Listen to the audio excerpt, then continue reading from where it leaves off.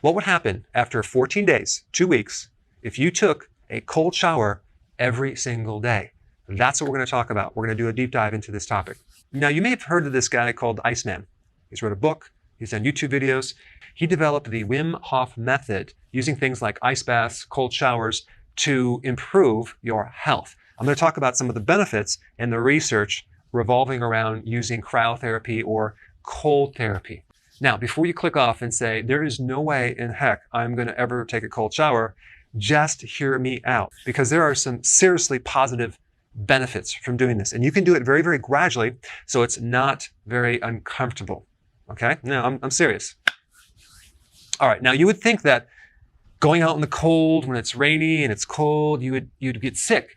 That's because your parents told you to stay out of that rain. It's cold out there. You're going to get a cold. Just stay inside where it's nice and warm. Well, it just so happens that when you expose your body to the cold, and I'm not talking long term, just a short term, your immune system becomes enhanced. You get more monocytes and lymphocytes. These are white blood cells that fight off pathogens. You have a boost of T helper cells. The T helper cell is like the quarterback of the entire immune system.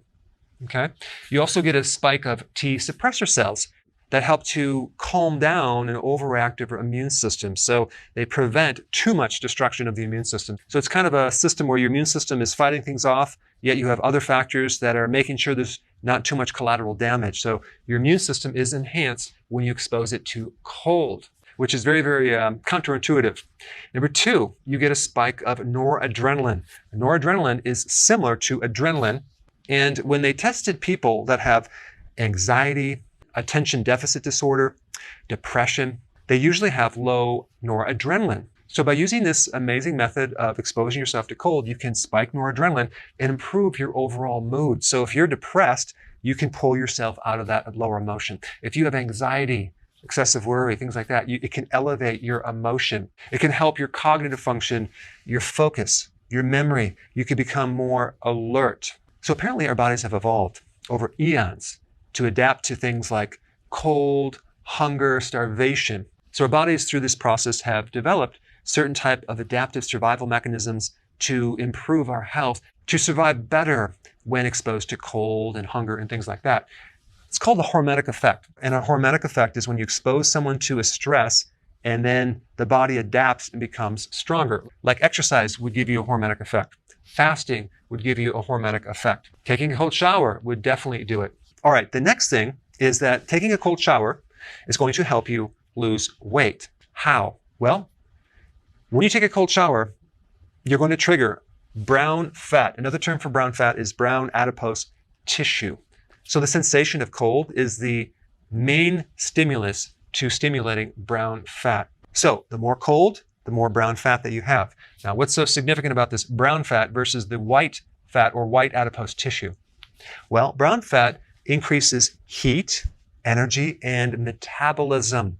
Your metabolism is going to be raised when you have more brown fat. You're going to lose more weight. And brown fat will also trigger more loss of white fat, which is the storage fat that you have in your body. Okay? So that's pretty cool. In fact, 100 grams of brown fat can burn 3,400 calories per day. That's more calories than you potentially could eat in a given day. So we want more brown fat on our body. Another reason why it can help you lose weight, it can create an increase in insulin sensitivity, okay?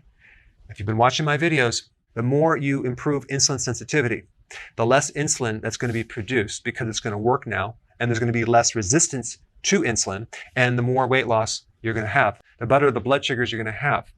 So if you have diabetes, you're pre-diabetes, and you take a cold shower, you're going to notice that your blood sugars actually come into check much better. And when that happens, you're going to lose weight. Number 5, cold showers help with inflammation. They are anti-inflammatory. So if you have inflammation in your body, if you have some type of autoimmune disease, if you have arthritis, bursitis, tendinitis, taking a cold shower would be a very therapeutic thing. Number 6, cold showers can increase your overall antioxidant networks, okay? More antioxidants, the less DNA damage, the less risk of getting cancer and other diseases. Number 7, neuroprotection, okay? Cold showers help your brain. And so apparently cold activates the regrowing of neurons, okay? So that's pretty cool. And also as a side note, when you're cold, you have a much better sleep. Now, this is within reason, okay? I mean, I'm not talking about freezing. I'm just talking about having the temperature a little bit cooler. You will sleep a little bit better. So another benefit I forgot to add on to this is sleep. All right, number 8, longevity. Why?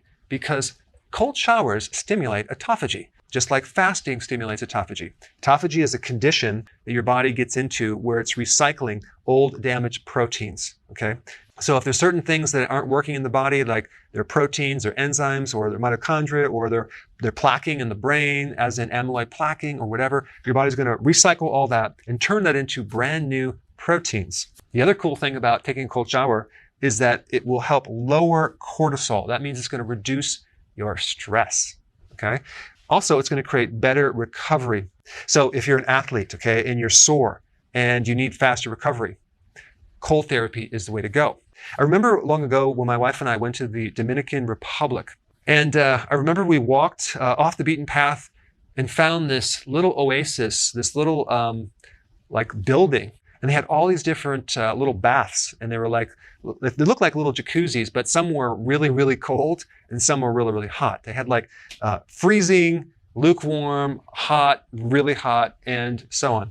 And that was a really interesting introduction to cold therapy because at first, it didn't make sense to me. Why would anyone want to jump into some cold bath, right? But we both tried it out and it was freezing. But then, of course, we went into the warmer bath and the hot jacuzzi. And I remember feeling really incredible after doing that. My body was just like feeling amazing and I slept great. And then I kind of forgot about it for some years. Now, coming full circle, here I am talking about exposing yourself to cold. So anyway, here's the 10 benefits of cold showers. And think about it. If you can experience these benefits from just a cold shower, I mean, you're already probably taking a shower every day. All you have to do is turn it to the cold for a little bit and then turn it back to the hot. And I'm going to show you now what I would recommend. I would do this. When you're in the shower, start with the hot shower, okay? Get comfortable, get really hot, take the hot shower, feel comfortable, and then turn it to the cold, okay? I mean, a nice cold shower, not lukewarm, but really cold, for about 30 seconds. Now, anyone can handle 30 seconds, right? And then turn it back to hot. And then just have that as your introduction to the cold. The next day you go in there, start to increase this 30 seconds to maybe 40 seconds, okay? And then the next shower, turn up to 50 seconds. And gradually increase this to the point where you're taking a cold shower for 5 to 10 minutes. But if you do it gradually, it won't be that uncomfortable. In fact, the benefits that you're going to see are going to be mind-blowing, and you're going to finally realize you should have did this a long time ago. What's interesting, you have all these feedback systems in the body that when you expose your body to a very cold sensation, it actually warms up the internal core of your body. You actually get more circulation internally. The flip side of that, when you take a hot shower, it actually cools down the inside of your core. This is why taking a hot shower before bed might be a good thing, because it's going to cool down your body and you're going to sleep better. The body sleeps better when it's slightly colder. But anyway, this might be an easy way to approach this cold shower, unless you want to just do it cold turkey and just jump right in. Now, the other thing that I want to mention is infrared saunas, okay? Use a lower temperature than a traditional sauna. So they use like 120 to 140 degrees Fahrenheit versus traditional saunas, which are 150 to 180 degrees Fahrenheit. Now, this has nothing to do with the cold therapy, but the only point of bringing it up is that it's not as hot as a traditional therapy, and there's some real interesting hormetic effects to infrared, which I will share in another video real soon. But anyway, as you can see, if you did cold therapy for 14 days, you would see remarkable health benefits. Now, if you haven't seen my recent video on the benefits of fasting, you have to see that. Check it out right here.